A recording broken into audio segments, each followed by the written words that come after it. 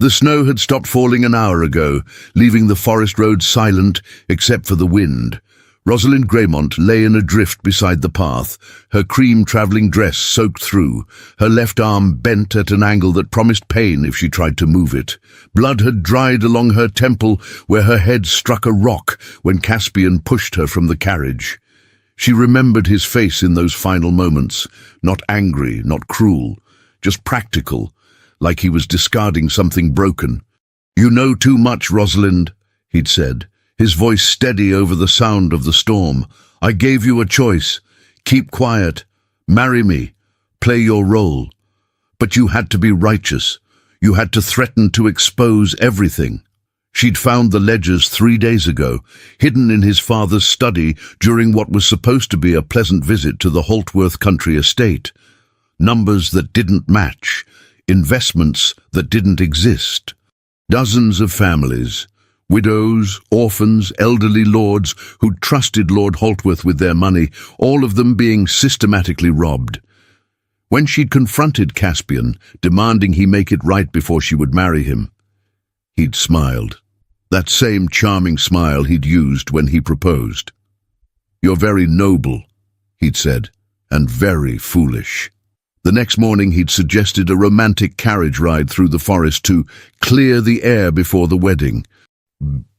She'd believed him because she'd wanted to believe him. Fool. Now she lay in the snow, watching her breath form small clouds that dissipated into nothing. The cold had stopped hurting 20 minutes ago. She knew what that meant. Her body was giving up. No one would find her. This road was barely used in winter. Caspian had planned it perfectly. When she didn't return, he'd express concern, organize a search party in the wrong direction, and eventually declare it a tragic accident. She insisted on walking ahead when the carriage wheel stuck, he'd say. "I lost sight of her in the storm." Her family would grieve. The wedding would be cancelled. Caspian would wait a respectable period, then marry someone else. Someone who didn't ask questions, and the families he was robbing would never know. Rosalind closed her eyes. She'd tried to do the right thing. It had killed her.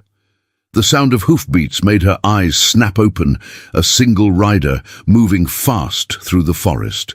Probably someone trying to get home before dark. She tried to call out, but her voice was barely a whisper. Her throat was too cold. The rider drew closer. "Please," she thought, "please see me." The horse slowed, stopped. Rosalind forced her head to turn, pain shooting through her neck. Through blurred vision she saw a man dismount, tall and dark against the white landscape. He moved with swift efficiency, kneeling beside her. "Christ," he muttered. Strong hands touched her face, her neck, checking for injuries. His gloves were leather, expensive. His coat was black wool, tailored. A gentleman, then, or a lord. "Can you hear me?" His voice was deep, controlled. "Can you speak?" "Cold," she managed. "I know, stay still." He removed his coat and wrapped it around her, then lifted her with surprising gentleness. She gasped as pain flared through her arm. "Your arm is broken," he said, carrying her toward his horse. "Possibly ribs as well. How long have you been here?" "Don't know." He positioned her carefully on the saddle, then mounted behind her, one arm holding her secure against his chest. "The nearest inn is 15 kilometers. Can you stay conscious that long?" "I'll try. Try harder. I didn't find you just to watch you die." The ride blurred into fragments. The warmth of his body behind her, the steady rhythm of the horse, his voice, occasionally asking questions to keep her awake. "What's your name? Who did this to you?" "Stay with me."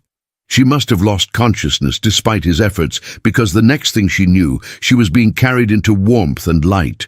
Voices surrounded her, a woman's cry of alarm, the man's steady commands, "Send for a physician, hot water, blankets, now." Rosalind was laid on something soft, a bed. Hands removed her wet clothing, replaced it with dry linen. The physician came, his touch impersonal as he set her arm, bound her ribs, stitched the wound on her temple. Through it all she heard the man's voice in the background, speaking to the innkeeper. She'll need the room for at least a week. Send the bill to Ravenfield Manor and send word to no one without my permission. Is that clear? Ravenfield Manor. Even through the haze of pain and exhaustion, Rosalind recognized the name. Dorian Vale, Duke of Ravenfield. The most powerful man in the Northern Territories, the man Lord Holtworth called the Enemy at every family dinner. She'd been found by Caspian's greatest rival. Rosalind didn't know if that made her lucky or damned. She woke to firelight and silence.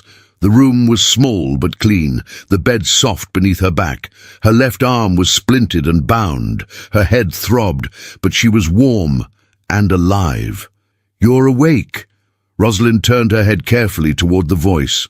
The Duke sat in a chair beside the window, watching her with pale grey eyes that seemed to see too much. In the firelight, his features were sharp. Strong jaw, straight nose, dark hair touched with silver at the temples, despite looking no older than his early 30s. He wore no coat now, just a white shirt and dark waistcoat, sleeves rolled to his elbows. He looked like a man who had better things to do than sit vigil over a stranger. "How long?" she asked, her voice rough. 2 days. "The physician says you're fortunate. Another hour in the cold, and we'd be having a different conversation. Thank you." The words felt inadequate. "You saved my life." "Yes." He stood, walking to the small table beside her bed where a pitcher of water waited. He poured a glass and helped her sit up enough to drink. "Now, you're going to tell me why I had to." Rosalind drank slowly, buying time. "I don't understand. You were left in the middle of a forest road during a snowstorm. Your injuries suggest you fell from a moving carriage. Someone wanted you dead, or at least gone." He set the glass down, his gaze never leaving her face. Who? She could lie. She should lie. But what was the point? "Lord Caspian Holtworth," she said quietly. Something flickered in the Duke's eyes. Recognition. Interest. "You're the Holtworth bride," he said. It wasn't a question. "Was. I suppose I'm nothing now. Why would your fiancé try to kill you?" Rosalind looked at the fire. "Because I found proof that his family has been embezzling from their investors for years. Widows' pensions, trust funds, everything. When I told him I couldn't marry him unless he made it right, he decided I was a problem that needed to disappear. And you believed he'd take you for a romantic carriage ride after that conversation? I wanted to believe people could change." She met his eyes. "Clearly, I was wrong." The Duke studied her for a long moment. Then, unexpectedly, he smiled. It was a small, cold thing. "You threatened to expose the Holtworths." "Yes. You have proof?" "I saw the ledgers. I can identify which investments are fraudulent. I know names, dates, amounts." She paused. "But I don't have documentation. Caspian has that. But you remember enough to destroy them. If anyone would believe me." Rosalind laughed bitterly. "Who would? I'm a disgraced bride with no family connections and no credibility. Caspian will say I'm lying out of spite." The Duke walked back to his chair, settling into it with the grace of a predator. "What if someone with credibility backed your claims?" "Like who?" "Like me." Rosalind's heart beat faster. "Why would you do that?" "Because I've been trying to destroy the Holtworths for 20 years. They've blocked every reform I've proposed, undermined every alliance I've built, and personally cost me more than you can imagine." His voice was quiet, controlled, and utterly certain. "You have information I need, and you need protection they can't penetrate." "What are you suggesting?" Dorian Vale leaned forward, his elbows on his knees. "Marry me instead?" The room seemed to tilt.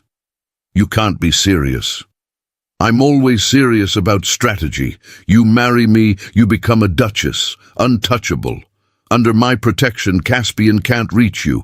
You help me build a case against his family. Testimony, details, everything you remember. We destroy them together. That's insane. That's practical. He stood. You have no family who can shelter you. If you try to go home, Caspian will find a way to finish what he started. If you try to disappear, you'll spend your life looking over your shoulder.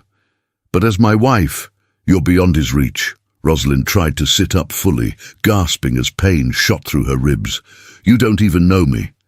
I know enough. You chose conscience over safety. You threatened a powerful family because it was right.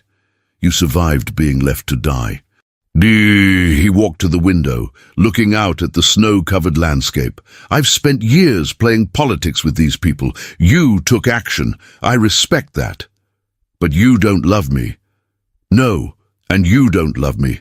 This isn't about romance, Miss Graymont. It's about survival and strategy. He glanced back at her. I'll have papers drawn up. You'll have your own rooms in Ravenfield Manor. We'll maintain separate lives. In public, we'll play the role of a respectable marriage. In private, we'll work to dismantle the Holtworths piece by piece, and if I refuse, then I'll pay for your recovery here and leave you to your fate. But know this, Caspian believes you're dead. The moment you surface anywhere, that changes. He'll come for you, and next time I won't be there to find you. The fire crackled in the silence. Rosalind thought of Caspian's face as he pushed her from the carriage. The cold. The certainty that she would die alone.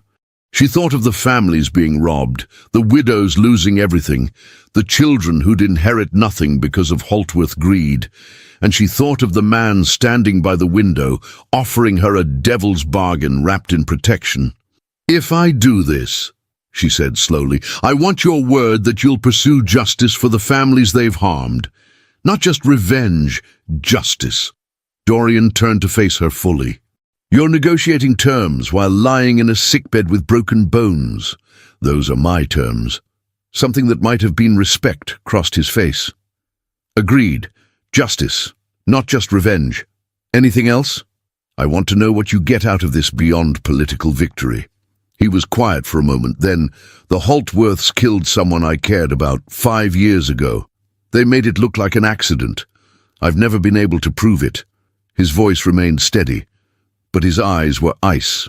So yes, Miss Graymont, I want revenge, but I'll settle for justice if that's what it takes to destroy them.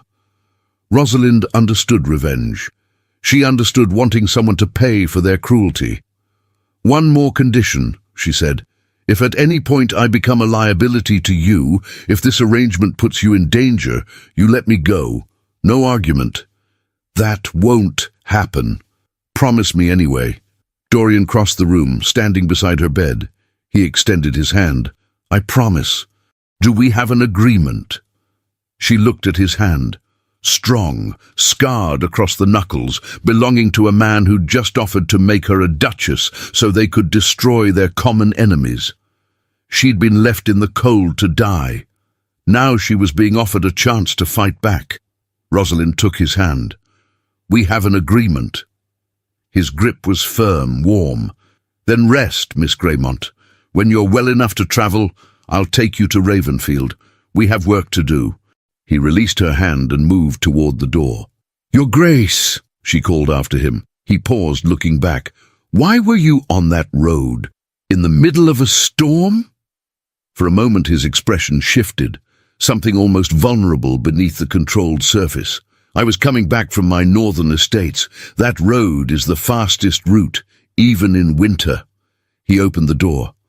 I don't believe in fate, Miss Graymont, but I'm grateful I chose speed over comfort that day. Then he was gone, leaving Rosalind alone with the fire and the weight of the choice she'd just made. She'd been abandoned in the cold by a man who saw her as a problem. Now she'd bound herself to a man who saw her as a weapon. Rosalind closed her eyes and hoped she'd chosen the lesser danger. 4 days later, Rosalind sat in a carriage emblazoned with the Ravenfield crest, watching the countryside roll past while her ribs ached with every bump in the road. The physician had protested the journey, but the Duke had simply paid him double and ordered the carriage prepared with extra cushions. "The longer you stay at that inn, the more questions people ask," Dorian had said that morning. "Ravenfield is isolated, safer, and we have better physicians." Now she was travelling to a manor she'd never seen, to marry a man she barely knew, to become part of a scheme she didn't fully understand. Dorian rode on horseback alongside the carriage, checking on her periodically. He was a careful guardian, she'd learned. Impersonal, but thorough. He made sure she ate, that her injuries were tended, that she had everything she needed. But he never touched her beyond necessity, never asked about her life before, never revealed anything of himself. It was like being cared for by a very efficient ghost. As the sun began to set, they crested a hill, and Ravenfield Manor came into view. Rosalind had expected something grand. She hadn't expected a fortress. Grey stone walls rose 4 stories, topped with crenellations like a castle. Narrow windows stared out over manicured grounds that stretched for miles. The main building was flanked by 2 wings, creating a U-shape around a central courtyard. Everything about it spoke of power, age, and absolute control. "It's beautiful," she said when Dorian appeared at the carriage window. "It's defensible," he corrected. "My family built it during the Civil War. We've held it ever since." He opened the carriage door. "Can you walk?" "I can try." He helped her down carefully, his hands steady on her waist. The moment her feet touched the ground, the manor's main doors opened, and staff began streaming out. Rosalind froze. "I thought you said this would be private." "The marriage will be, but the staff needs to meet their new Duchess." He offered his arm. "Remember, you're not a victim here. You're the woman who survived what should have killed her. Stand like it." She took his arm, drawing on every lesson her mother had ever taught her about posture and deportment. Her ribs screamed in protest, but she kept her spine straight. The staff assembled in 2 lines, at least 30 people, from the ancient butler to the youngest scullery maid. At the front stood a woman with steel-grey hair and a spine to match. "Your Grace," the woman said with a precise curtsy. "Welcome home." "Mrs. Langley," Dorian nodded. "This is Miss Rosalind Graymont. She'll be the Duchess of Ravenfield within the week. She's recovering from an accident and requires care. See to it." Mrs. Langley's sharp eyes took in Rosalind's splintered arm, the fading bruises on her temple, the careful way she held herself. Something like approval flickered across her face. "Of course, Your Grace. Welcome to Ravenfield, Miss Graymont. We are honoured to serve you." "Thank you, Mrs. Langley," Rosalind said, keeping her voice steady despite the pain. "I look forward to learning from you all." It was a simple response, but Mrs. Langley's expression softened slightly. "Your rooms have been prepared in the East Wing. If you need anything, I am at your disposal." Dorian released Rosalind's arm. "Mrs. Langley will show you to your quarters. Rest tonight. Tomorrow we'll discuss arrangements." He walked away before she could respond, disappearing into the manor like he'd already forgotten she existed. Mrs. Langley cleared her throat. "This way, miss." The manor's interior matched its exterior, all stone and dark wood, with tapestries depicting battle scenes and portraits of stern-faced ancestors. Mrs. Langley led Rosalind through corridors that seemed to go on forever, up a grand staircase, and finally into the East Wing. "The Duke keeps to the West Wing," Mrs. Langley explained. "You'll find him in the library most evenings, or in his study during the day. He values privacy." "And what does he value in a duchess?" Rosalind asked. Mrs. Langley paused, her hand on a door handle. "Honestly, I don't know. We've never had one before." She opened the door. "These are your rooms. I hope they suit." The suite was larger than Rosalind's entire childhood home. A sitting room with a fireplace, a bedroom with a 4-poster bed, a dressing room with empty wardrobes, and a private bathing room with a copper tub. "It's overwhelming," Rosalind admitted. "You'll adjust. Most do." Mrs. Langley moved to the fireplace, stoking it to life. "The Duke has ordered a seamstress to call tomorrow. You'll need appropriate gowns. He's also arranged for tutors, etiquette, dance, household management. You have 6 weeks before your first public appearance." 6 weeks to become a duchess? 6 weeks to look like one. Being one takes longer. Mrs. Langley straightened. "But if I may speak frankly, miss, please. The Duke doesn't make careless decisions. If he brought you here, he believes you can do this. Don't prove him wrong." After Mrs. Langley left, Rosalind sank onto the edge of the bed, finally allowing herself to feel the full weight of exhaustion. Her arm throbbed. Her ribs ached. Her head pounded. But she was alive. And she'd made a bargain that would either save her or destroy her. Through the window, she could see the forest in the distance, dark trees against a darkening sky. Somewhere out there was the road where she'd nearly died, the spot where Caspian had left her. He thought she was dead. Good. Let him think that while she learned to become something he couldn't touch. A knock at the door startled her. "Come in." A young maid entered carrying a tray. "Mrs. Langley sent dinner, miss. And the Duke asked me to give you this." She handed Rosalind a small leather-bound book. "What is it?" "His instructions, miss. He said you should read it tonight." The maid left. Rosalind opened the book, finding pages filled with precise, angular handwriting. "Miss Graymont, you'll find the next 6 weeks challenging. I'm not a patient teacher and I have high expectations, but I believe you're capable of meeting them. These pages contain everything you need to know about Ravenfield, its history, its politics, and the role you'll play. Study them. Your survival depends on understanding this world. We'll dine together each evening at 8. Be punctual. We'll use that time to discuss your progress and coordinate our strategy against the Holtworths. Remember our agreement. You help me destroy them. I keep you safe. Everything else is negotiable." Vale Rosalind closed the book and looked at the dinner tray. Cold roast chicken, bread, cheese. Simple food, but more than adequate. She ate mechanically, her mind already racing through the implications of what she'd agreed to. She'd been left in the cold to die by a man who'd pretended to love her. Now she'd bound herself to a man who'd never pretended anything. Somehow, that felt like the more honest danger. The next 3 weeks passed in a blur of lessons and bruises. The tutors Dorian hired were thorough and merciless. Rosalind learned which fork to use for fish, how to curtsy to varying ranks of nobility, which topics were acceptable in polite conversation, and which would end her career before it began. She learned that Ravenfield Manor had been in the Vale family for 400 years, that Dorian's grandfather had been a war hero, that his father had died when Dorian was 19, leaving him to manage estates, investments, and political alliances most men didn't master until middle age. She learned that Dorian woke at dawn, worked until midnight, and never seemed to sleep, that he hated small talk but excelled at strategic conversation, that he remembered everything anyone ever told him and used that information like currency, and she learned that he was absolutely ruthlessly focused on destroying the Holtworths. "Tell me again about the Ledgers," he said one evening over dinner. They sat at opposite ends of a table built for 20, the distance between them symbolic.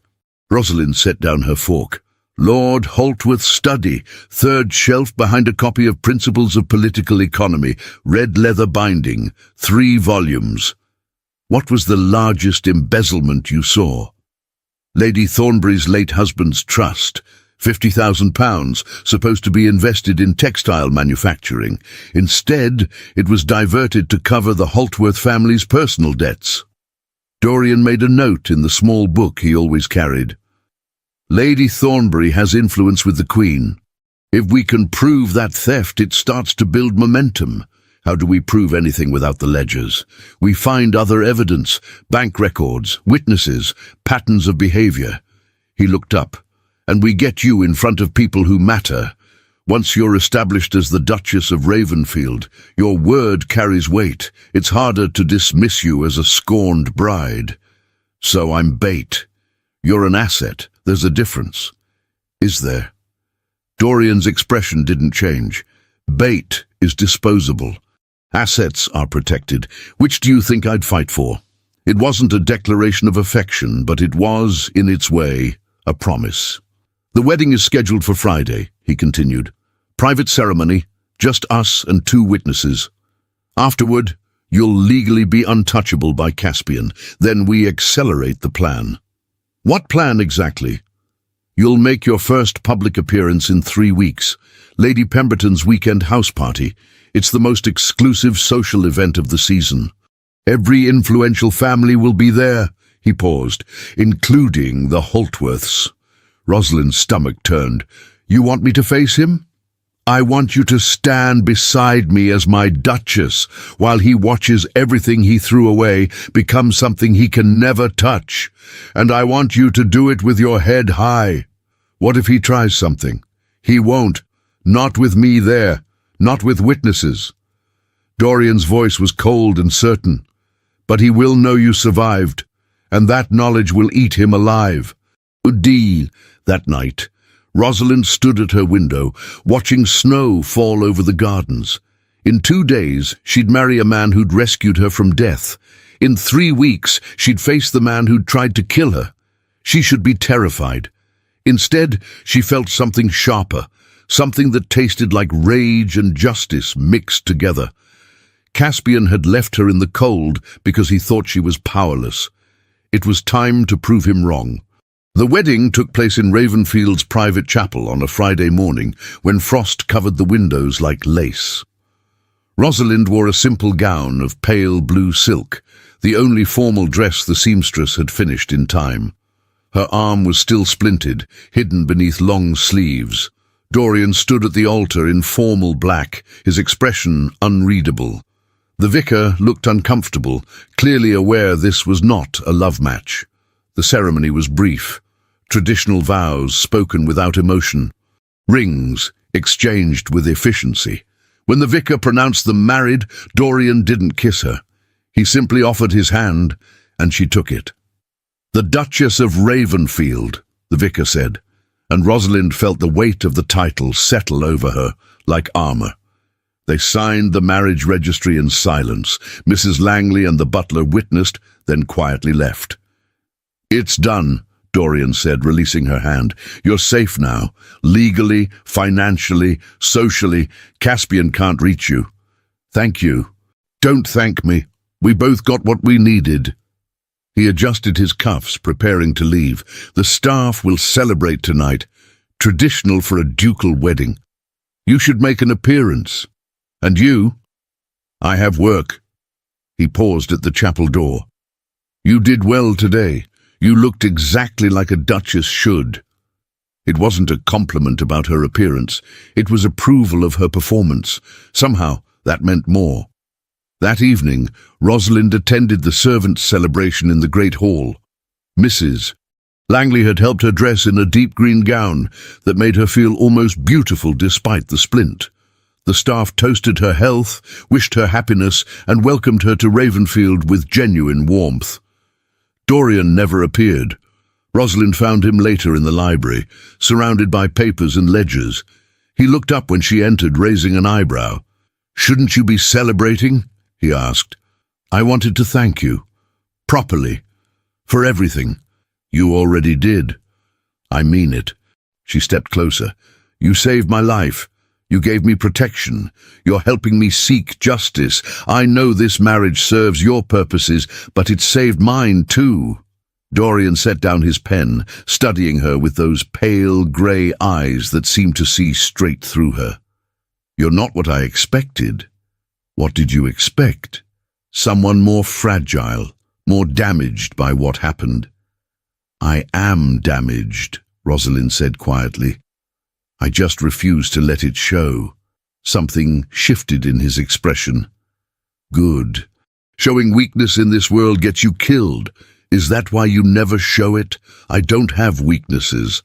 Everyone has weaknesses, Your Grace. He stood, walking to the fireplace. For a long moment, he stared at the flames. Then, unexpectedly, he spoke. "I had a sister, younger than me by 5 years.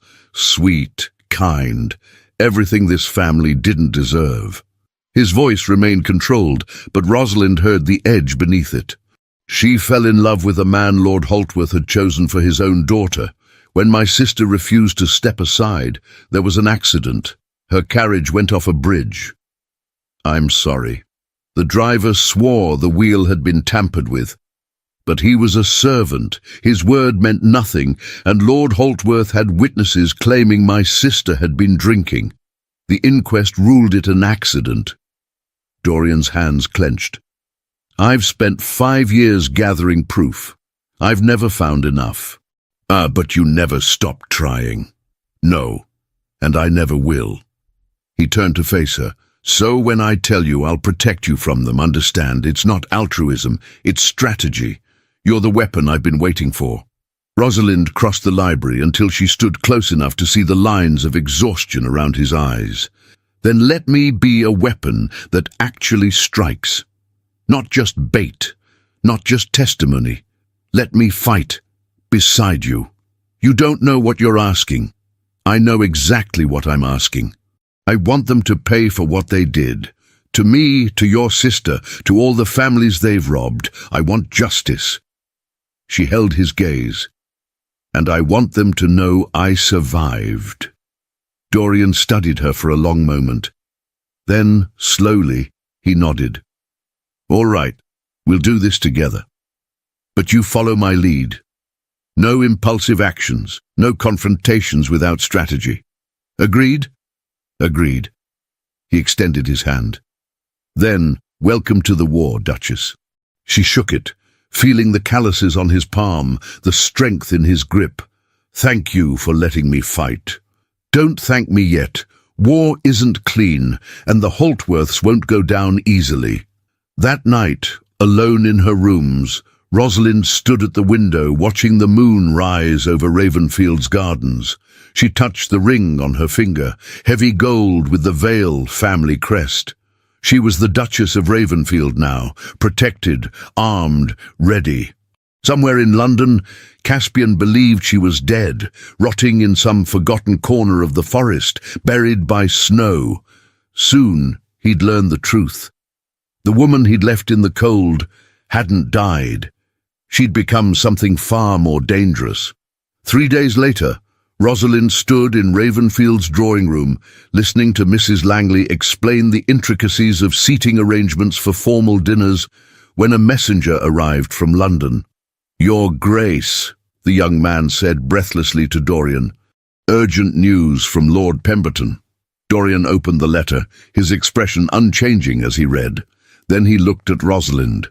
"Lady Pemberton has extended an invitation to her weekend house party. It's in 10 days, not 3 weeks as I'd planned." He handed her the letter. "The Holtworths will be there. This is happening sooner than expected." Rosalind read the elegant script. "The Duke and Duchess of Ravenfield are cordially invited to Ashcombe Hall for a weekend celebration of the season." Her hands trembled slightly. 10 days until she faced Caspian. "I'm not ready," she admitted. "You're ready enough. Your arm has healed. The tutors say you've mastered the essentials. And more importantly, you're angry." Dorian crossed to her. "That anger will carry you through. Use it. What if I freeze? What if I can't do this? Then you remember what he did to you. You remember that he left you in the cold to die. And you walk into that house party as living proof that he failed." Mrs. Langley stepped forward. "If I may, Your Grace, perhaps the Duchess needs practice, a rehearsal of sorts." Dorian nodded slowly. "Agreed. We'll host a small dinner here, 3 days from now. I'll invite people who matter, minor nobility, a few political allies. You'll practice being the Duchess of Ravenfield in a controlled environment." Rosalind's stomach churned. "And if I fail at that?" "You won't. Because failure isn't an option anymore." He turned to Mrs. Langley. "Arrange it. 6 guests, formal dinner. all the traditional protocols. The next 3 days were a controlled nightmare. Rosalind practiced conversation, memorized names and titles, learned which topics were safe and which would end her credibility. The seamstress delivered 3 new gowns, each more elaborate than the last. The night of the dinner, Rosalind stood in her dressing room studying her reflection. The deep burgundy silk made her look older, more sophisticated. Sapphires, Dorian's mother's apparently, glittered at her throat and ears. Her dark hair was arranged in an elegant style that hid the last traces of her injury. She looked like a duchess. She didn't feel like one. A knock at the door. "Come in!" Dorian entered, dressed in formal black and white. He stopped when he saw her, something flickering across his face too quickly to identify. "You look appropriate," he said finally. "Is that a compliment?" "It's an assessment. Are you ready?" "No, but I'll do it anyway." He offered his arm. "That's all I ask." The guests were already assembled in the drawing room when they descended the grand staircase together. Rosalind recognized them from her studies. Lord and Lady Ashford, close political allies of Dorian's. Lord Thornton, a widower with influence in banking. Lady Grantham, an older woman known for her sharp wit and sharper judgment. And Sir Edmund Price, a barrister with connections to Parliament. "The Duke and Duchess of Ravenfield," the butler announced. All eyes turned to Rosalind. She felt their assessment like physical weight, searching for flaws, measuring her worthiness, judging whether she belonged. Dorian's hand covered hers where it rested on his arm. A brief touch, barely noticeable, but steady. "Lord Ashford, Lady Ashford," Dorian said smoothly. "May I present my wife, Rosalind?" Rosalind curtsied exactly as her tutor had taught her. "I'm delighted to meet you." Lady Ashford smiled, and it seemed genuine. "And you, Your Grace. Ravenfield has been without a duchess far too long." Dinner was a carefully orchestrated dance. Rosalind remembered which fork to use, which topics to pursue, how to deflect questions about her family without seeming evasive. She laughed at Lord Thornton's jokes, complimented Lady Grantham's brooch, and engaged Sir Edmund in discussion about legal reforms for widows' rights, a topic she actually cared about. Dorian watched from the head of the table, his expression neutral. But when Lady Ashford mentioned the embezzlement scandals plaguing London's investment houses, Rosalind saw him lean forward slightly. "It's unconscionable," Lady Ashford was saying. "These families trust their savings to supposedly reputable men, and they're systematically robbed." "My late husband's estate was managed by such an investment house," Lady Grantham added. "I've often wondered if the returns were as honest as claimed." Rosalind saw her opening. "Forgive me, but which house managed your husband's estate?" "Holtworth and Associates. Do you know it?" The room went silent. Every eye turned to Rosalind. She met Lady Grantham's gaze. "I know it well. And if I were you, I'd demand a full audit of your account." "Why would you suggest that?" Dorian's voice cut through the tension. "My wife has reason to believe the Holtworths may not be as trustworthy as their reputation suggests." "What kind of reason?" Lord Thornton asked. Rosalind chose her words carefully. "I was briefly acquainted with their family practices. What I observed troubled me. Investments that existed only on paper, returns that seemed manufactured. I can't prove anything definitively, but I would never trust them with my own funds." "That's quite an accusation," Sir Edmund said, "even implied." "It's an observation based on personal experience. Nothing more." Lady Grantham set down her wineglass with a sharp click. "I think I will demand that audit. Thank you, Your Grace." The conversation shifted, but Rosalind felt the shift in the room. She'd planted seeds, small ones, but seeds nonetheless. After the guests departed, Dorian found her in the library, nursing a glass of sherry. "You did well tonight," he said. "I felt like I was walking on glass." "You were, and you didn't break." He poured himself whiskey. "Lady Grantham will order that audit. When she finds discrepancies, and she will, she'll talk. The rumors will spread. Is that enough? It's a start. Reputations crumble from small cracks. He sat across from her. You planted the first crack tonight. Rosalind studied him. You arranged this, didn't you?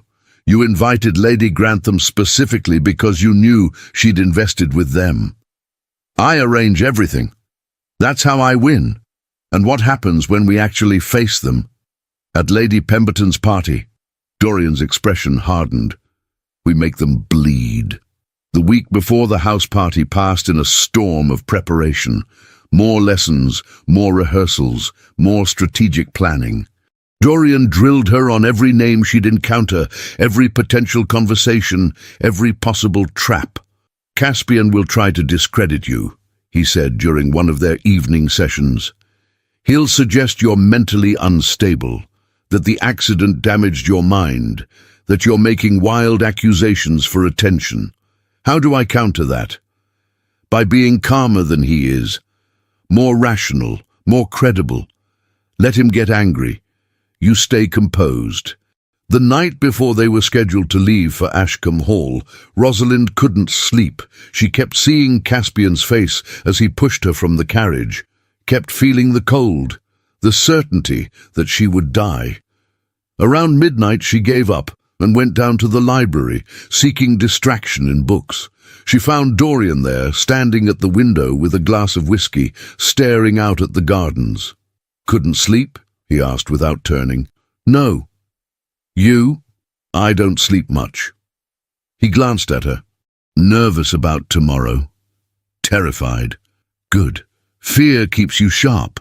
He turned to face her fully. Rosalind, I need you to understand something. What we're doing is dangerous.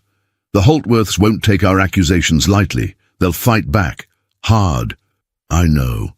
And they'll target you, because you're the weakness they think I have. Are you? Do you have that weakness? Dorian was quiet for a moment. Then, I'm starting to. The admission hung between them like the snow that had fallen the night he found her. Rosalind crossed the library until she stood close enough to see the exhaustion in his eyes. For what it's worth, I'm grateful you found me that night. Even if it was just strategy, even if I'm just a weapon, I'm grateful to be alive. You're not just a weapon. His voice was rough.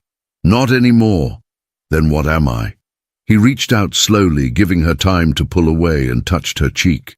His hand was warm, calloused, gentle. I don't know yet, but I know I'd fight to keep you safe, and that's more than strategy. Rosalind's breath caught.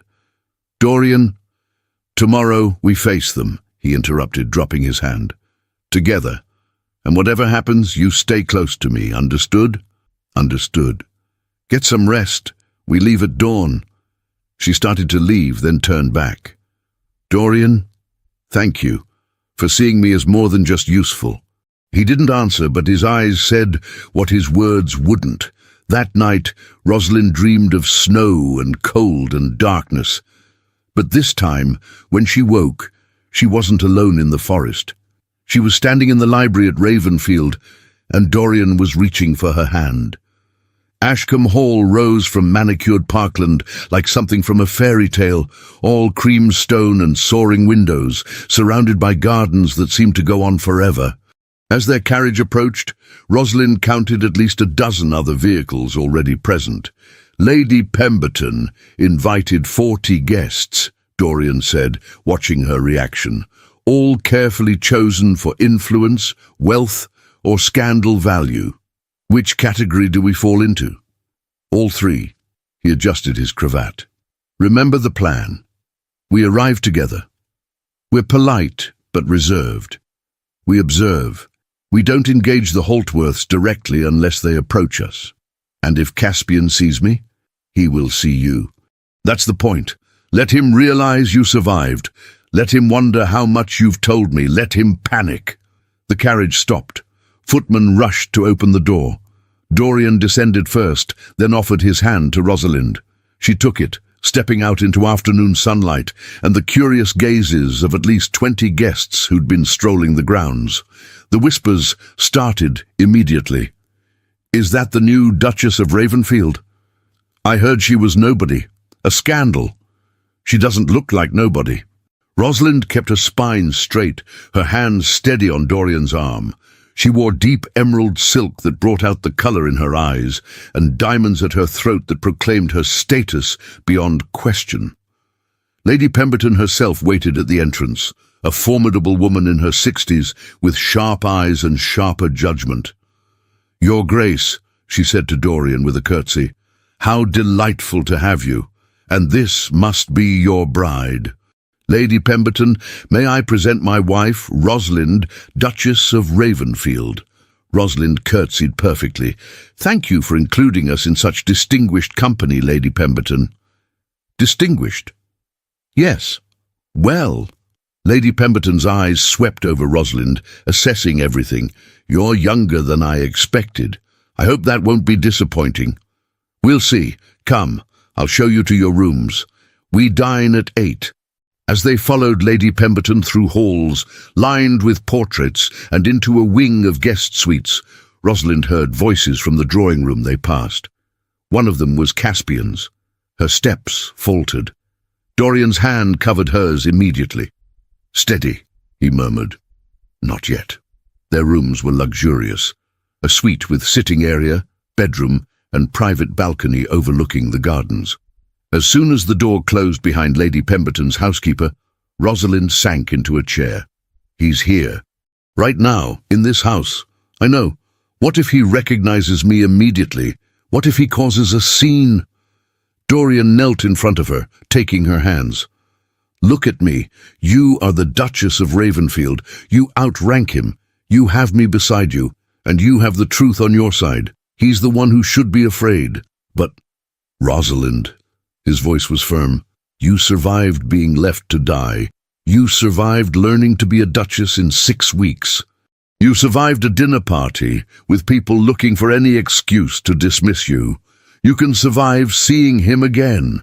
She looked at their joined hands. "When did you start believing in me? When you negotiated terms while lying in a sickbed with broken bones? Maybe before." He stood. "Rest before dinner. I'll come collect you at 7:30. Where are you going?" "To observe, to listen, to see who knows what." He paused at the door. "And to make sure certain people know you're here." After he left, Rosalind stood on the balcony, watching guests stroll through gardens below. She saw Lady Grantham speaking with 2 other older women, saw Lord Ashford in conversation with a man she didn't recognize, and then she saw him, Caspian Holtworth, standing near a fountain, laughing at something his companion said. He looked exactly as she remembered, tall, fair-haired, handsome in a way that seemed designed to deceive. He wore confidence like expensive cologne. He thought she was dead. He had no idea she was standing 2 floors above him, watching, Rosalind's hands clenched on the balcony railing. Tonight, he'd learn the truth. The question was, would she survive the revelation? Dinner was held in Ashcombe Hall's grand dining room, a space designed to showcase wealth and intimidate guests. 40 people sat at a table that gleamed with silver and crystal. Lady Pemberton held court at the head, orchestrating conversation like a conductor with an orchestra. Rosalind sat beside Dorian, 3 seats from Lady Pemberton. Across from her sat Lady Ashford. Down the table she could see Caspian and his parents, Lord and Lady Holtworth, looking every inch the respectable aristocrats they pretended to be. Caspian hadn't seen her yet. He was engaged in conversation with the woman beside him, his attention focused away from Rosalind. "Breathe," Dorian murmured. "I am breathing." "You're holding your breath. Relax. Let him discover you naturally." The first course was served. Conversation flowed around neutral topics: weather, hunting, the upcoming season in London. Rosalind participated where expected, smiled when appropriate, and waited. It was Lady Pemberton who made the introduction inevitable. "Lord Holtworth," she called down the table. Have you met the new Duchess of Ravenfield? I don't believe you were in town for their wedding." Caspian looked up from his plate. His eyes found Rosalind, and his face went absolutely white. The fork dropped from his hand, clattering against china. Conversation stopped. Everyone turned to look. Excuse me, I apologize." Caspian fumbled for his fork, his hands shaking visibly. "The Duchess of Ravenfield, you said?" "Indeed. The Duke married very recently." Lady Pemberton's eyes sharpened. "Are you quite all right, Lord Holtworth? You've gone pale. Forgive me, a moment of... I thought the Duchess reminded me of someone. Someone who..." He couldn't seem to finish the sentence. "Someone who died," Rosalind finished silently.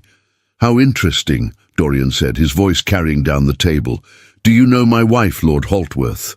Every eye was on them now, the entire table watching. Caspian's mother stepped in smoothly. "I don't believe we've had the pleasure, Your Grace. Welcome to our circle." Rosalind met Lady Holtworth's eyes. "Thank you, though I believe your son and I have met. Briefly, before my marriage." "Have you?" Lady Holtworth's smile didn't waver. "How lovely." Caspian had recovered enough to speak. "I must have been mistaken, forgive me. The Duchess is..." He seemed to search for words. "Unexpected."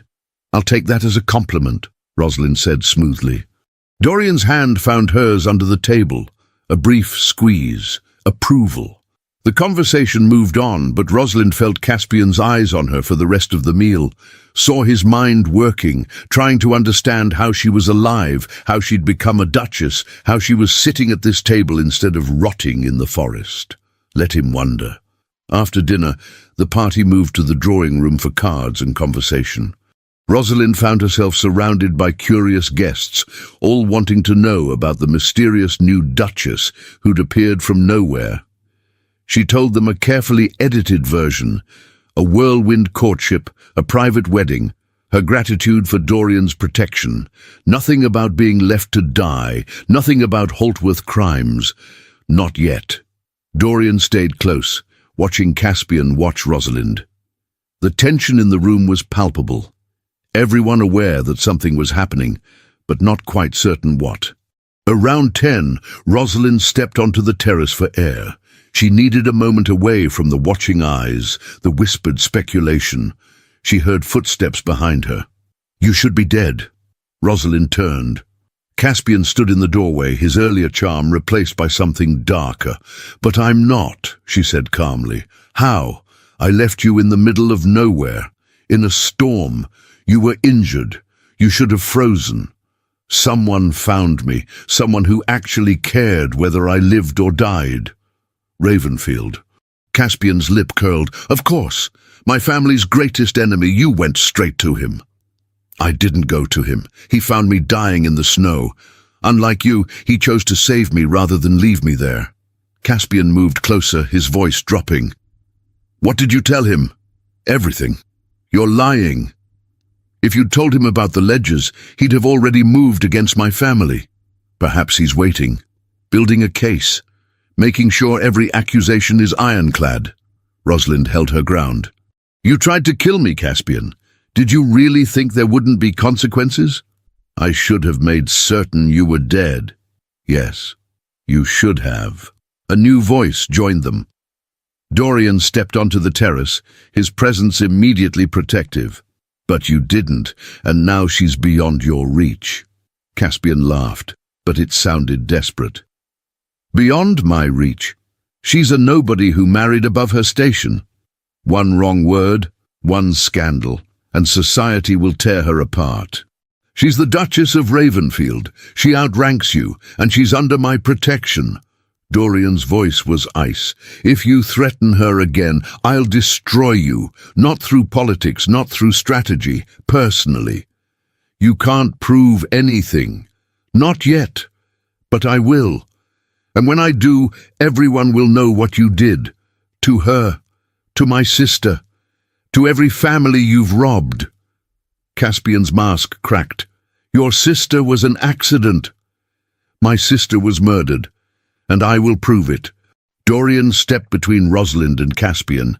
"This conversation is over. Return to the drawing room and stay away from my wife." For a moment, Caspian looked like he might argue. Then he saw the absolute certainty in Dorian's eyes and backed down. "This isn't finished," he muttered. "No," Rosalind said, "it's not. But it will be. Soon." Caspian stalked back inside. Rosalind's hands were shaking now that the confrontation was over. Dorian turned to her immediately. "Are you all right?" "I stood my ground. I didn't collapse. I think that counts as all right." "You were magnificent." His hands cupped her face, searching her eyes. "But we need to be more careful. He's panicking. That makes him dangerous." "Good. Let him panic. Let him feel what I felt." "Rosalind." "He tried to kill me, Dorian. He left me in the cold to die. Now he knows I survived, and he's terrified. That's justice." Dorian's thumb brushed her cheek. "Justice, yes, but not at the cost of your safety. Promise me you won't confront him alone again." "I promise." They stood there for a moment, his hands still on her face, the distance between them shrinking with each shared breath. Then voices approached from inside and they stepped apart. "We should return," Dorian said, "before people talk." "They're already talking." "Then let's give them something worth discussing." He offered his arm. Rosalind took it, and they walked back into the drawing room together, a united front against everyone who would try to separate them. Lady Pemberton watched them with calculating eyes. Lady Grantham whispered to her companions. And across the room, Lord Holtworth's expression was thunderous. The opening shot had been fired. Now the real battle would begin. The next morning dawned bright and cold. Lady Pemberton had organized a traditional garden breakfast, tables set up on the lawn, guests strolling through elaborate flower beds, everything designed for maximum social interaction. Rosalind wore pale rose silk and a determined smile. She'd barely slept, her mind replaying the confrontation with Caspian over and over. But she'd learned her lines, memorized her role, and now she would perform. "Stay visible," Dorian had instructed over coffee in their rooms. "Engage with the guests. Let them see you as confident, graceful, completely unshakable. Every conversation is an opportunity to plant doubt about the Holtworths. And if Caspian approaches me, he won't. Not publicly. He can't afford to look obsessed with you. It raises too many questions." Dorian adjusted his cufflinks. "But his mother will. She's the real strategist in that family." He was right. Rosalind had barely filled her plate when Lady Holtworth materialized beside her, all false warmth and calculated charm. "Your Grace," Lady Holtworth said with a curtsy, "I wanted to apologize for my son's behavior last evening. He's been under considerable strain lately." "Has he?" Rosalind kept her voice light. "I'm sorry to hear that. Business difficulties. You know how it is. The financial world can be so unpredictable." Lady Holtworth's smile didn't reach her eyes. "But tell me, where did you and the Duke meet? The announcement was so sudden, I'm afraid we missed all the delightful details." "It was rather sudden," Rosalind agreed. "Sometimes fate intervenes when you least expect it." "Fate. How romantic." Lady Holtworth paused. "Forgive me, but you seem so familiar. Have we met before?" "I don't believe so." "Strange. Caspian said the same thing, that you reminded him of someone." She tilted her head. "He was briefly engaged, you know, to a young woman from a modest family, but she disappeared before the wedding. Tragic, really." Rosalind's fingers tightened on her plate. "How unfortunate." "Indeed. We never did discover what became of her. Some said she fled, overcome by the prospect of marrying above her station. Others suggested darker possibilities." Lady Holtworth's eyes were sharp. "You wouldn't happen to know anything about that, would you?" Before Rosalind could answer, Dorian appeared at her elbow. "Lady Holtworth," he said pleasantly, "I hope you're not monopolizing my wife. There are at least a dozen people eager to make her acquaintance." Of course, Your Grace. I was just fishing for information, Dorian finished. How transparent, if you'll excuse us. He guided Rosalind away, his hand steady at her back. She knows, Rosalind whispered. Or she suspects. Let her suspect. She can't prove anything. And every time she tries to corner you, she looks desperate. He led her toward a group of younger guests. Now smile, Lady Pemberton's niece has been dying to meet you. The rest of the morning passed in a blur of introductions and carefully modulated conversations. Rosalind discovered she had a talent for social warfare, the art of saying nothing while implying everything, of smiling while delivering subtle cuts, of appearing gracious while planting seeds of doubt. The Holtworths seem very concerned with financial matters, she mentioned to Lady Pemberton's niece. I do hope their investors are being well cared for. I've heard whispers, Lady Thornbury confided during a walk through the rose garden, about discrepancies in the Holtworth accounts, nothing concrete, but where there's smoke. Quite, Rosalind agreed. My husband always says that reputation is built on truth. When the foundation cracks, everything collapses.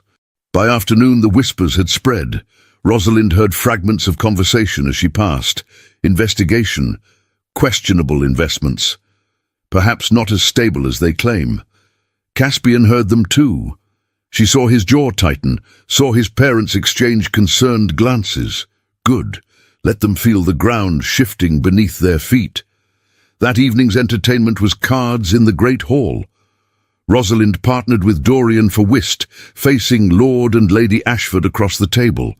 The game was secondary to the conversation. Politics, scandal, the ever-changing fortunes of London's elite. I understand Lady Grantham has ordered an audit of her accounts, Lord Ashford mentioned casually, with Holtworth and Associates. Has she? Dorian's voice was carefully neutral. I'm sure it's purely routine. Of course, though one does wonder why such a respectable firm would need routine verification. One wonders indeed. Across the room, Rosalind saw Lord Holtworth's face darken. He excused himself from his card game and left the hall. Trouble in paradise, Lady Ashford murmured. The evening concluded with music. Lady Pemberton's daughter performed on pianoforte, while guests pretended to appreciate her mediocre talent. Rosalind stood near the windows, watching the reflection of candlelight on glass, when she noticed Caspian moving toward the hallway. Alone. She shouldn't follow. Dorian had made her promise not to confront Caspian without him. But something in Caspian's expression, panic, barely concealed, made her curious. She waited 60 seconds, then slipped into the corridor. Caspian was in the library, speaking to someone in urgent whispers. Rosalind pressed herself against the wall outside, listening. Can't stay quiet much longer, a woman's voice said.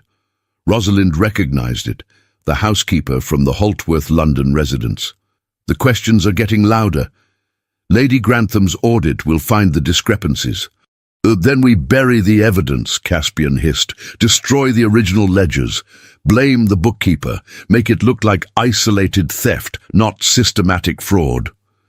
And the Duchess? She knows nothing she can prove. It's her word against ours. Who will believe a nobody who appeared from nowhere? The Duke will believe her. The Duke is blinded by sentiment. He thinks he's protecting her. But if she becomes a liability to him, if associating with her damages his reputation, he'll cut her loose. They all do eventually. Rosalind's nails bit into her palms. What about the sister? The housekeeper asked. Rosalind went cold. What sister? The Duchess has a younger sister.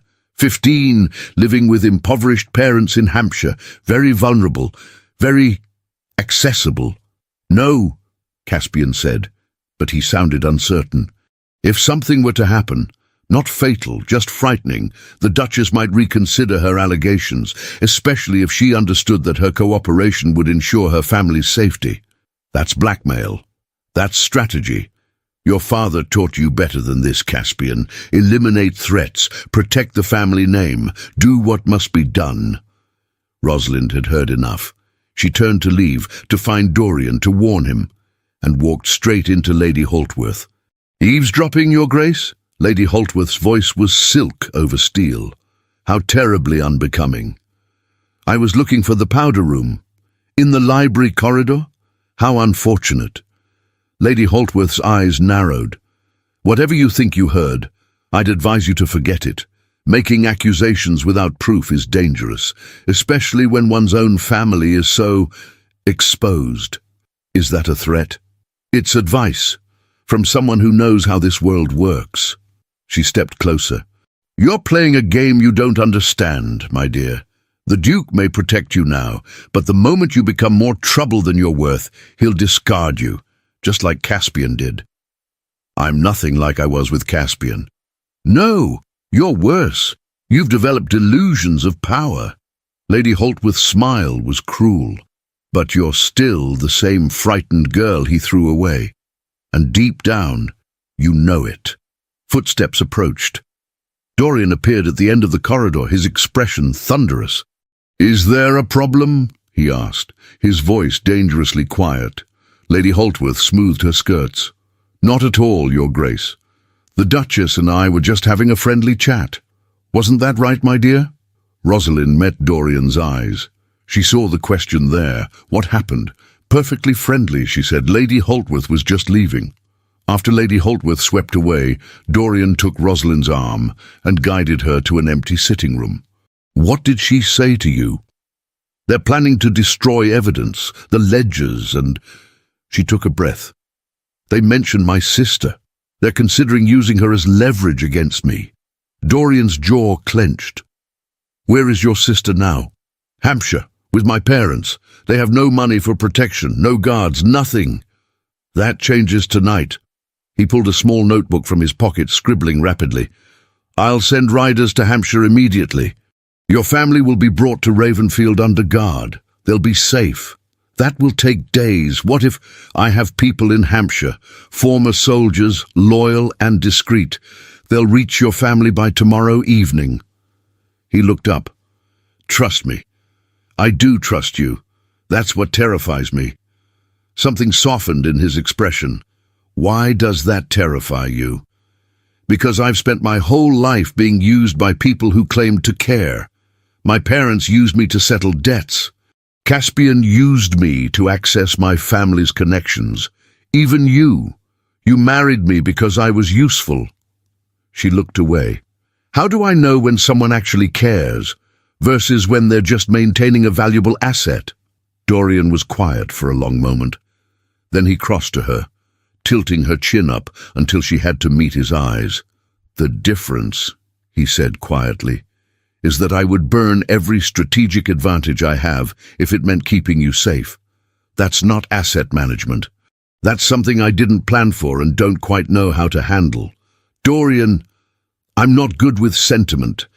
I'm better with action. So let me act." His thumb brushed her cheek. "Let me protect your family. Let me destroy the people who hurt you. And maybe eventually you'll believe that I chose you because I wanted to, not because I needed to." Rosalind's breath caught. "When did that change?" "I don't know. Somewhere between finding you in the snow and watching you stand up to Lady Holtworth without flinching. Somewhere between strategy and—" He seemed to search for the word. And this." He kissed her. Not the perfunctory touch of their wedding ceremony. Not a strategic performance for observers. This was real, his hands cupping her face, her fingers clutching his coat, the distance between them collapsing into something neither had planned, but both needed. When they finally pulled apart, Rosalind was breathless.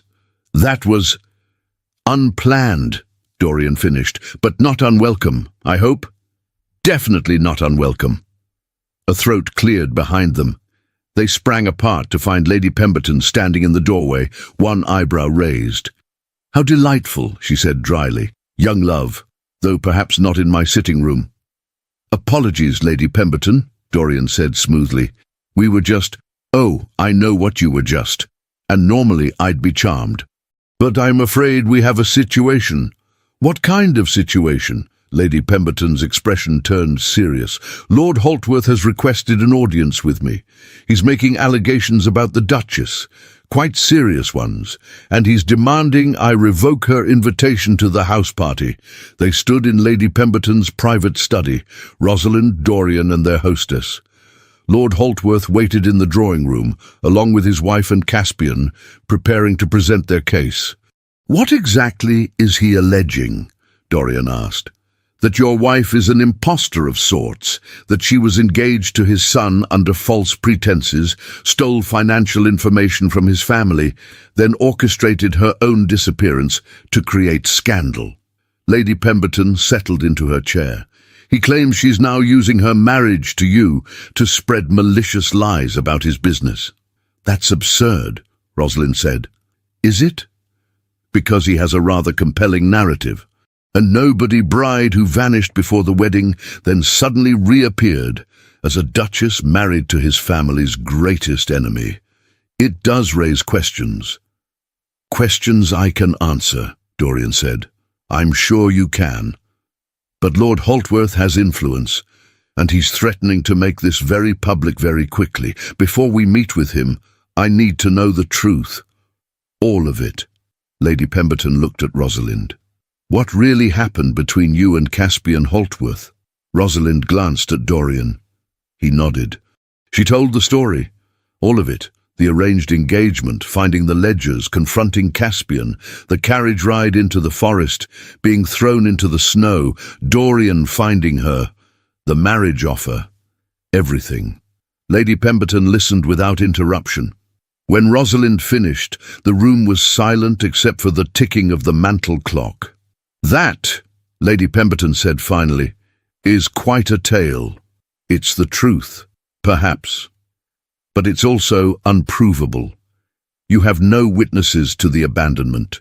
No documentation of the ledgers you claim to have seen, just your word against a respected family's reputation." "She has my word," Dorian said, "and my support, which the Holtworths will claim is bias. You hate them, everyone knows it.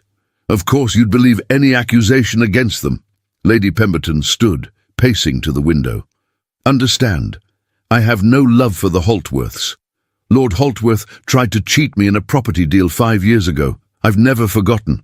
But I also can't make decisions based on personal grudges. I need proof." "What would constitute proof?" Rosalind asked. "Evidence of the embezzlement, documentation of the abandonment, something concrete that can't be dismissed as hearsay or revenge." Dorian pulled the small notebook from his pocket. "I have bank records showing irregular transfers from Holtworth and Associates accounts. I have testimony from Lady Grantham about suspicious investment returns. I have circumstantial evidence, suggestive but not conclusive." Lady Pemberton turned to face them. "Here's what I propose. I'll allow you both to remain for the house party, but I'm also granting the Holtworths the opportunity to present their version of events, tomorrow at the garden tea, in front of all 40 guests. A public trial," Rosalind said quietly. "A public conversation. Both sides state their case. Let society judge." "Society will judge based on reputation and rank," Dorian said. "The Holtworths have both. And so do you, Your Grace. Use it." Lady Pemberton's expression softened slightly. "I'm giving you a chance to expose them, but you need to be strategic. Emotional appeals won't work. You need facts, witnesses, something undeniable." After they left Lady Pemberton's study, Rosalind felt the weight of tomorrow settling over her like a shroud. "We don't have undeniable proof," she said as they walked back to their rooms. "We have pieces, fragments, nothing that will hold up against their denials. Then we get creative." Dorian opened the door to their suite. "Tell me everything you remember about those ledgers, every detail, names, numbers, dates." They spent the next 3 hours reconstructing what Rosalind had seen. Dorian took notes, cross-referencing with his own research, building a timeline of suspicious transactions. "This one," he said, pointing to a notation. £60,000 supposedly invested in a textile mill in Manchester, but I know that mill. It burned down 2 years before this investment was supposedly made. Can you prove that? I own the property now. I have the deed, the insurance records, everything. He made another note. If Holtworth claims that investment exists, I can prove he's lying. They worked until past midnight, building their case piece by piece. It wasn't perfect, but it might be enough. Finally, exhausted, Rosalind set down her pen. What if it's not enough? What if they deny everything and society believes them? Dorian looked up from his notes. Then we lose this battle, but not the war. Easy for you to say. You'll still be the Duke of Ravenfield. I'll be the scorned bride who lied. No. He stood, crossing to her.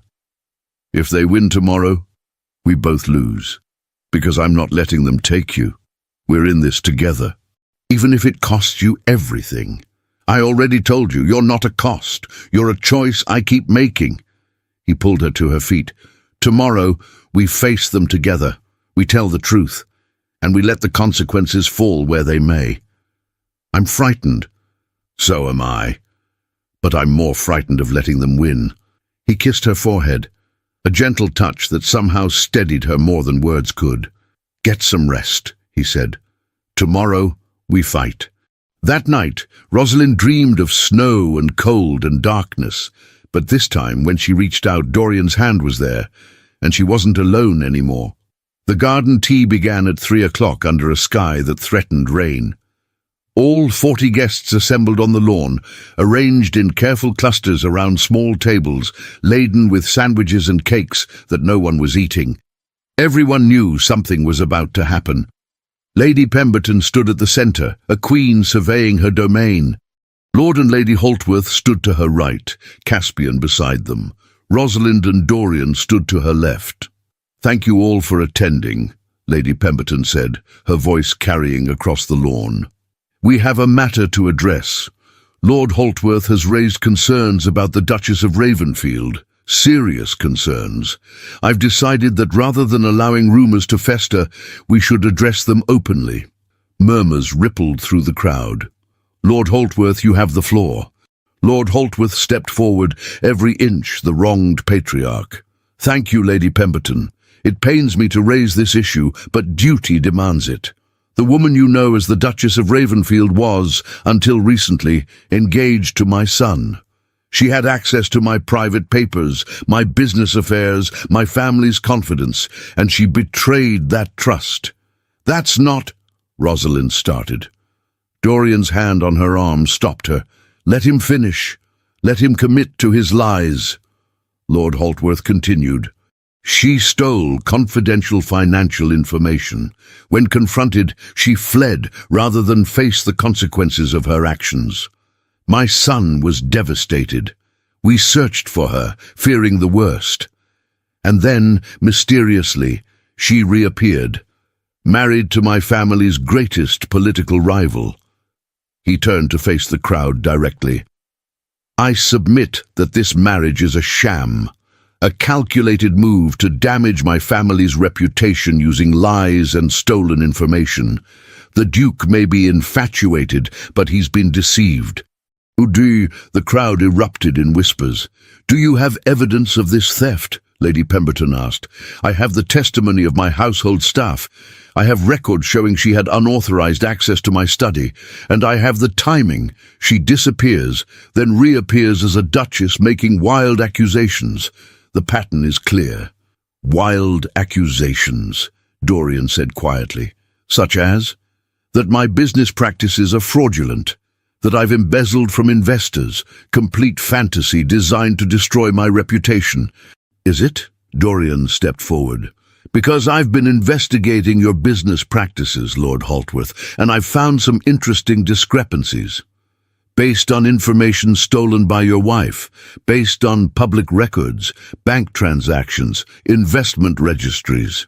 Dorian pulled papers from his coat. "For instance, this investment in a Manchester textile mill, £60,000, supposedly invested 3 years ago. Would you like to explain how you invested in a mill that had burned down 2 years prior? Lord Holtworth's expression flickered. There must be an error in the records. Or an error in your ledgers. Which is it? This is precisely the kind of manipulation I'm talking about. Taking legitimate clerical errors and twisting them into fraud. One error is clerical. 37 errors suggest a pattern. Dorian's voice was cold and precise. I have documentation of 37 investments that either don't exist, are misrepresented, or show returns that are mathematically impossible.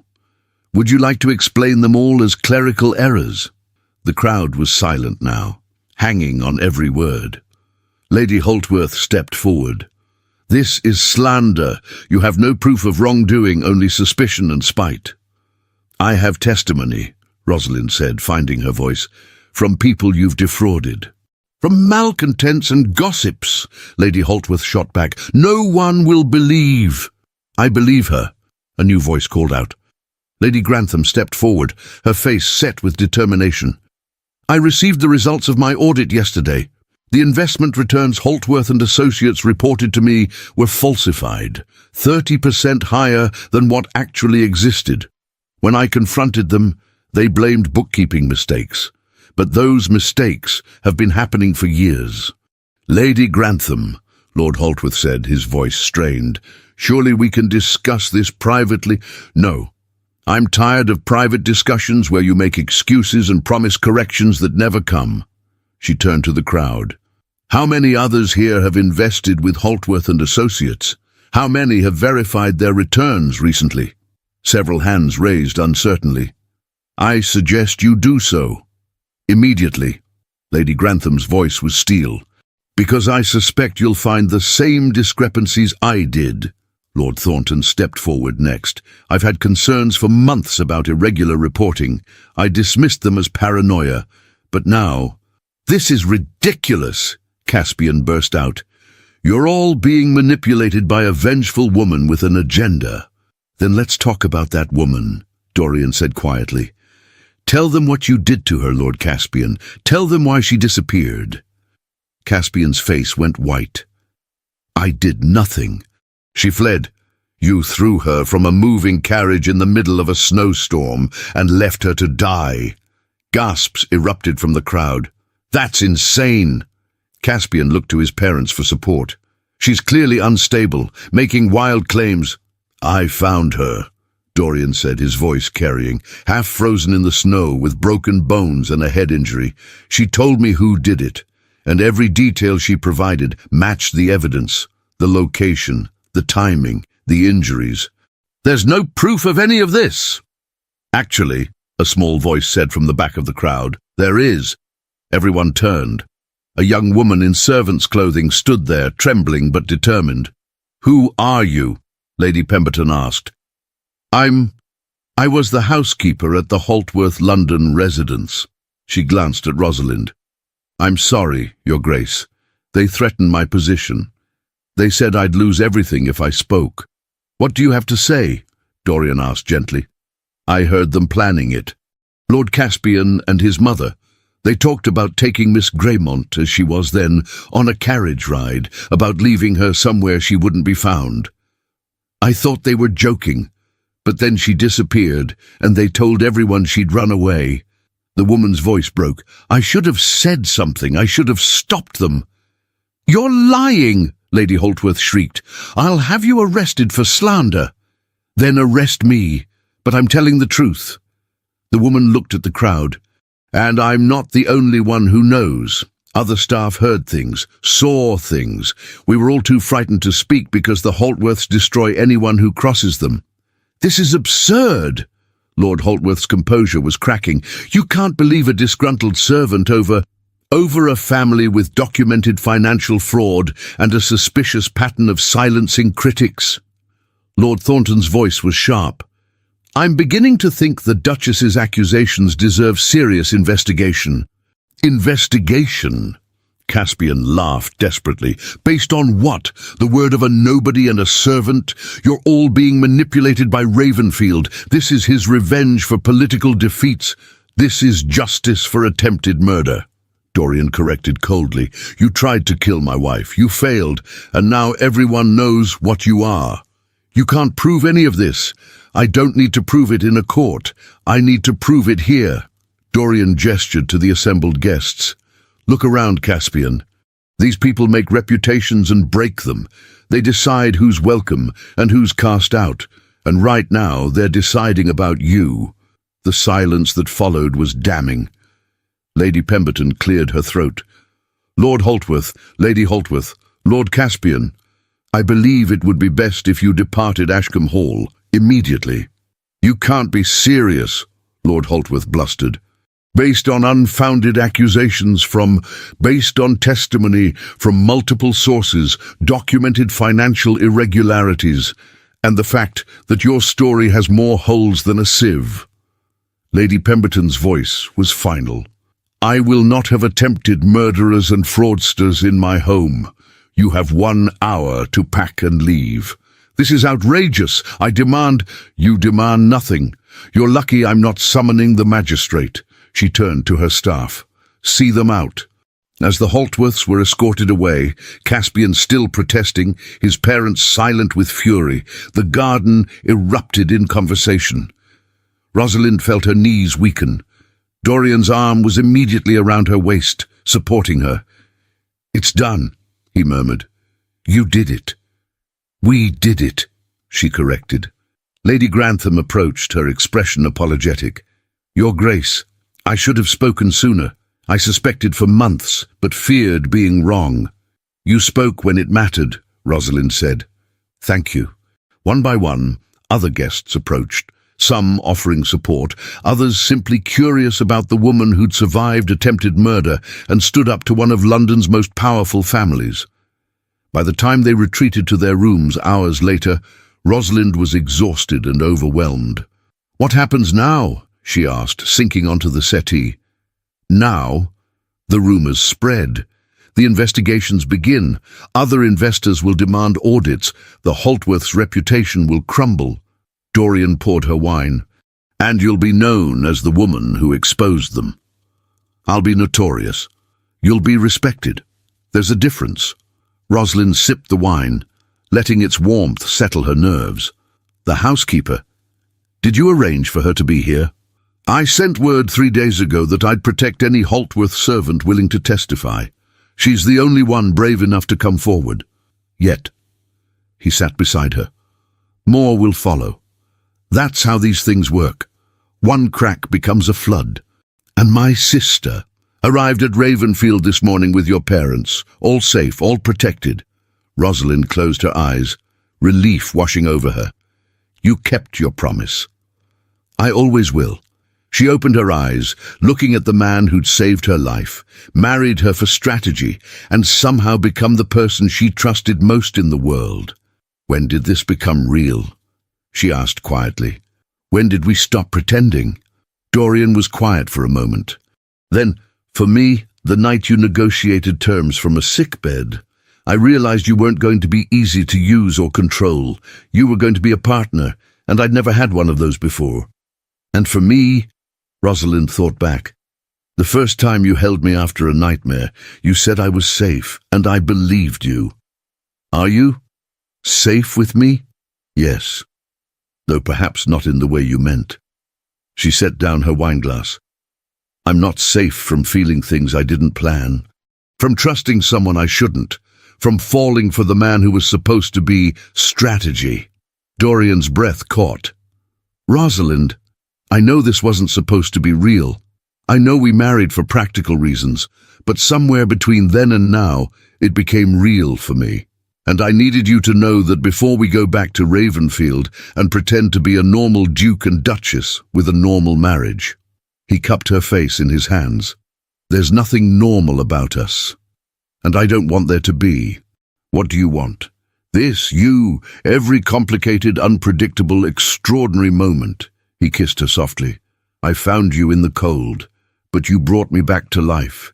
Dorian, "I love you," he said simply. "I didn't plan to, but I do, and I'm not taking it back." Rosalind felt tears prick her eyes. "You're supposed to be cold and strategic." "I am. Loving you is the most strategic thing I've ever done." He smiled. "You make me better, stronger, more human." "How could I not love that?" She kissed him then, pouring everything she felt into the connection, gratitude and trust, and the terrifying vulnerability of being completely seen. When they finally pulled apart, breathless and laughing, Rosalind realized something.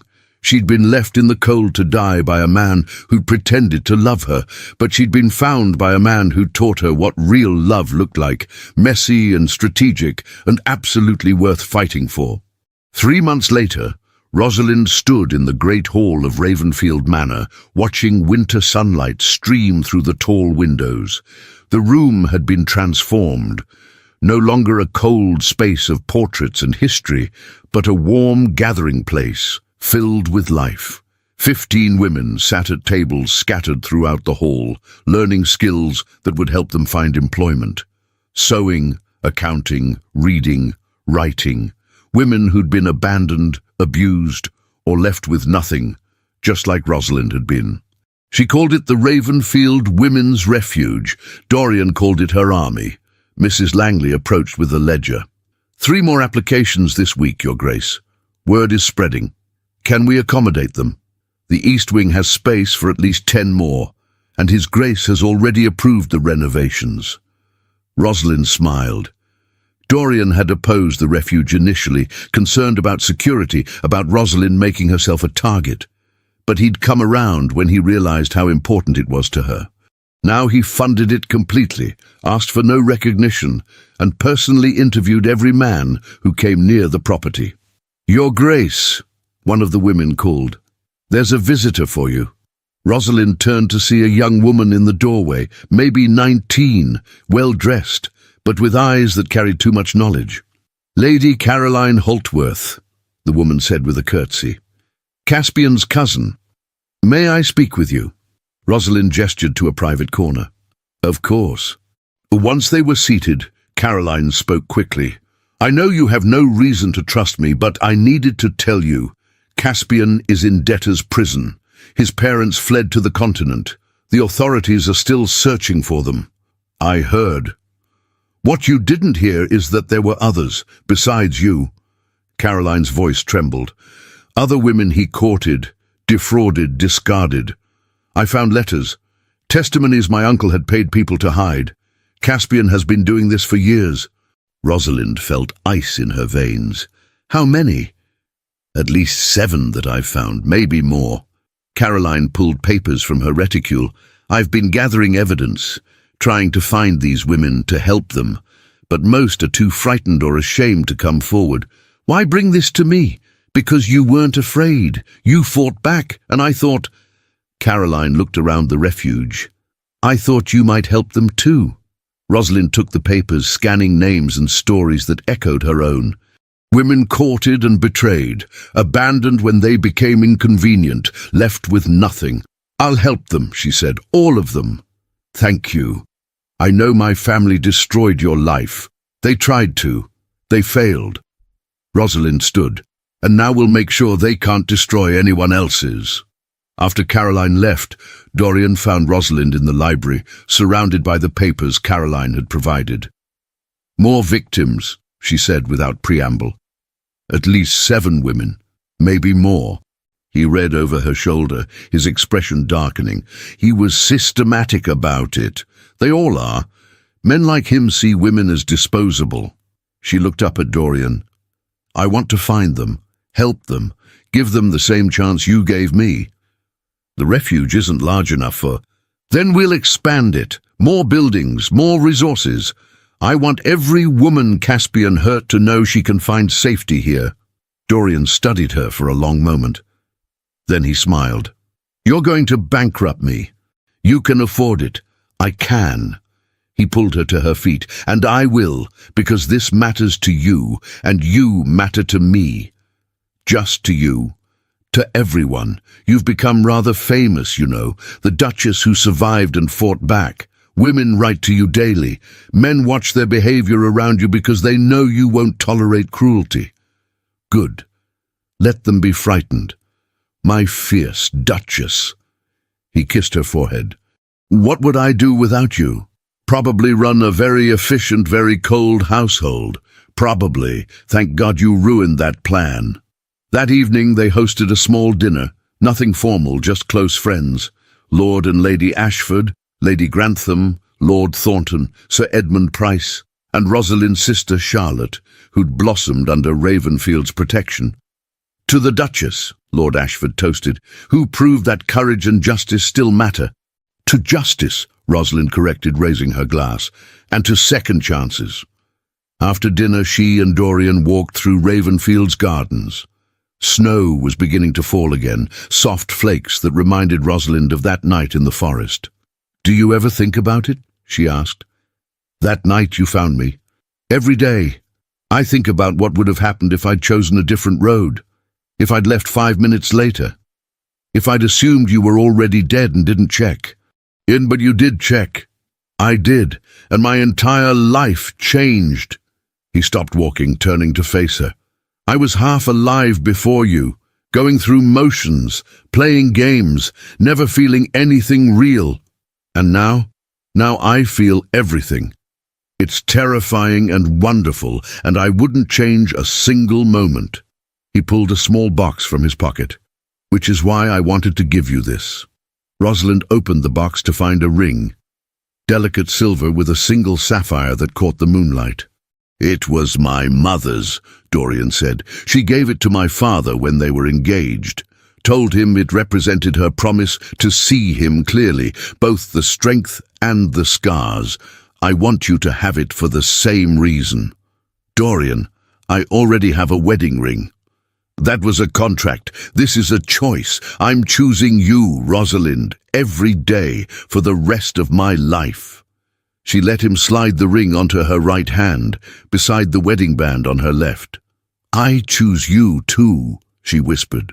Even though you're stubborn and strategic and terrible at expressing emotion. I'm working on that last part. I know. It's very entertaining to watch. They kissed there in the falling snow, in the gardens of Ravenfield Manor, surrounded by the life they'd built from ashes and strategy and unexpected love. When they finally pulled apart, Rosalind rested her head against Dorian's chest, listening to his heartbeat. Tell me something, she said. Anything. Do you believe in fate now? He was quiet for a moment. I believe in you. I believe in us. I believe that sometimes the worst moments lead to the best outcomes. He tilted her chin up. You were left in the cold to die. But I found you, and that choice, to stop, to check, to save you, that changed everything. For both of us, he agreed. They stood there as snow gathered on their shoulders, two people who'd found each other in impossible circumstances and built something neither had planned but both had needed. Rosalind had been abandoned once, thrown away like she meant nothing. But Dorian had found her, had chosen her, had loved her when she'd stopped believing love existed, and together they'd proven that the coldest nights could lead to the warmest futures, if you were brave enough to survive them. 6 months after that night in the gardens, Ravenfield Women's Refuge had expanded to accommodate 50 women. The Holtworth financial empire had collapsed completely, with Lord Holtworth and his wife arrested in France and extradited to face trial. Caspian remained in debtor's prison, his charm finally insufficient to save him. Rosalind and Dorian became known throughout England as the couple who fought corruption and won. But more importantly, they became known to each other as partners who'd chosen love over strategy, courage over fear, and second chances over bitter endings. She'd been left in the cold once, but he found her anyway, and that choice saved them both. The end. Thank you for staying with us until the very end. If this story touched something in you, the fight for justice, the power of being chosen, the strength it takes to survive, I hope you'll share it with someone who needs to hear it. Drop a comment telling us your favorite moment and where you are listening from. If you're ready for another story where love conquers the impossible, subscribe and ring that bell so you never miss the next chapter. You're the reason these stories exist. Thank you for being here, for listening, for believing that even in the coldest moments, love can find a way.